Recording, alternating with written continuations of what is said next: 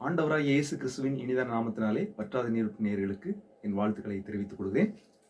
மறுபடியும் மற்றும் ஒரு வேத வினாவிடை பகுதியிலே உங்களை சந்திப்பதிலே நான் மிகுந்த மகிழ்ச்சி அடைகிறேன்.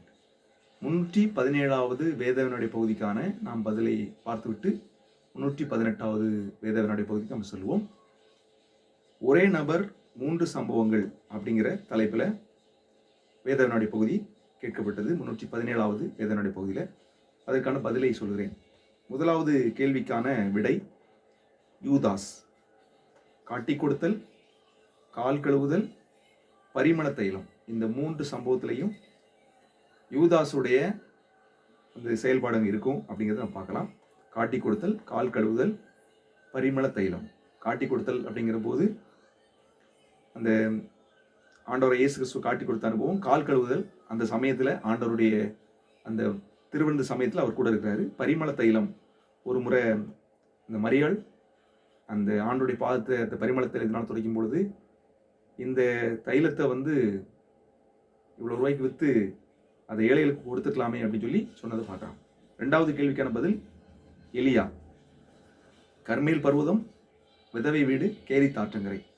கர்மேல் பர்வதத்தில் இந்த பாகால் தீர்க்கதரிசிகளுக்கும் எலியாவுக்கும் நடந்த அந்த ஒரு சவால், அதை பார்க்கலாம். விதவையின் வீட்டில் அந்த எண்ணெயும் மாவும் ஆசீர்வதிக்கப்பட்டு நிரம்பி வழிந்ததை பார்க்குறோம். அதே போல் கேரி தாற்றங்கரையில் காகங்களினால் போஷிக்கப்பட்ட அனுபவம். 3வது கேள்விக்கான விடை யாக்கோபு. யாக்கோபு தரிசனத்திலே பரலோக ஏணியை பார்க்கிறார். அதோடு ஏசாவோடு சந்திப்பு. என்ன, ஏசாவோடு அவர் ஒருமுகப்படுவதற்கு சந்தித்த அனுபவத்தை நம்ம பார்க்கலாம். ஏசா சந்திப்பு. 3வது சேஷ்ட புத்திரபாகம். தன்னுடைய சகோதரிடமிருந்து சேஷ்ட புத்திர பாகத்தை ஏமாற்றி வாங்கினார். 4வது கேள்விக்கான விடை பவுல். முதலாவது சபையை துன்பப்படுத்துதல். நமக்கு தெரியும், அவர் சவுலா இருக்கும் பொழுது சபையை துன்பப்படுத்தி கொண்டிருந்தார். அடுத்தது கண் பார்வை. கண் பார்வையிட்டு ஆண்டவரை சந்திக்கும் பொழுது, ஒளியினால் சந்திக்கும் பொழுது கண் பார்வை இல்லாமல் புசியாமல் குடியாமல் 3 நாள் இருந்தார். அடுத்தது சிறைச்சாலை. பவுலும் சீலாவும் சிறைச்சாலையில் அடைபட்டு அங்கே பாட்டு பாடினதை நம்ம பார்க்கலாம். அடுத்து 5வது கேள்விக்கான விடை மோசே. முச்செடியின் நடுவில் ஆண்டவர் தரிசனம் ஆகிறாரு. அடுத்தது செங்கடல். செங்கடல் 2 பழக்கும் பொழுது மோசே வழி நடத்துறாரு. அடுத்தது 10 கற்பனை.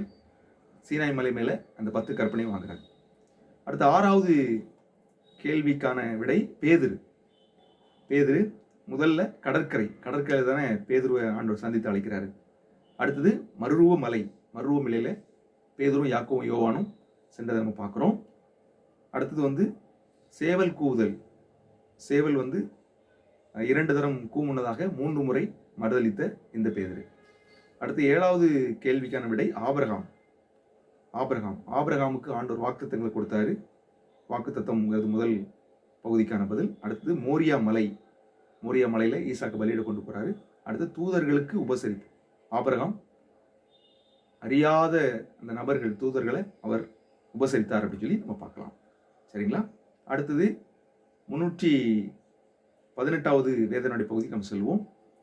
தலைப்பு சில செயல்முறைகள். சரிங்களா? இப்போ எடுத்துக்காட்டு தடுத்தல் அப்படின்னு ஒரு வார்த்தை சொல்றேன்னு வச்சுங்களேன். அதுக்கு சம்பந்தமா 2 பேரை நீங்க கண்டுபிடிக்கணும். இப்போ விடை என்பது பேதுரு ஆண்டவர் கால் கழுவும் பொழுது, ஆண்டவரே என் கால்களை கழுவக்கூடாது அப்படின்னு சொல்லி தடுத்ததை நம்ம பார்க்கலாம். சரிங்களா? அடுத்தது பிலேயாம் இஸ்ரவேல் ஜனங்களை சவிப்பதற்காக செல்லும் பொழுது பட்டயம் கையில் வைத்து கொண்ட தூதன் தடுத்ததை பார்க்குறோம். அந்த கழுதை அப்படியே படுத்து கொண்டதை நம்ம பார்க்குறோம் இல்லையா? அப்போ தடுத்தல் அப்படின்னு சொன்னால் இப்போ நான் கண்டுபிடிச்சது பேதுரு, பிலேயாம் 2 சம்பவம். இப்படி நீங்கள் கண்டுபிடிக்கணும். சரிங்களா? ஓகே. விடை, அதாவது முதல் கேள்வி இழுத்தல் சம்பந்தமாக ஏதாவது ஒரு 2 நபருடைய சம்பவத்தை நீ கண்டுபிடிக்கணும். அடுத்தது உடைத்தல் சம்பந்தமாக 2 சம்பவத்தை வேதாகமத்தை கண்டுபிடிக்கணும். அடுத்தது சிரைத்தல், இது 3வது கேள்வி. அடுத்து 4வது கேள்வி விதைத்தல். 5வது கேள்வி மறைத்தல். ஆறாவது கேள்வி தலைத்தல். ஆறாவது கேள்வி தலைத்தல். ஏழாவது கேள்வி களைத்தல். சரிங்களா? ஏழாவது கேள்வி களைத்தல். எட்டாவது கேள்வி பிழைத்தல். எட்டாவது கேள்வி பிழைத்தல். ஒன்பதாவது கேள்வி பறித்தல். ஒன்பதாவது கேள்வி பறித்தல். பத்தாவது கேள்வி தவித்தல். பத்தாவது கேள்வி தவித்தல். இந்த 10 வார்த்தைகளை வைத்து சில செய்முறைகளை நீங்க வேதாகமத்திலிருந்து கண்டுபிடிக்க வேண்டும்.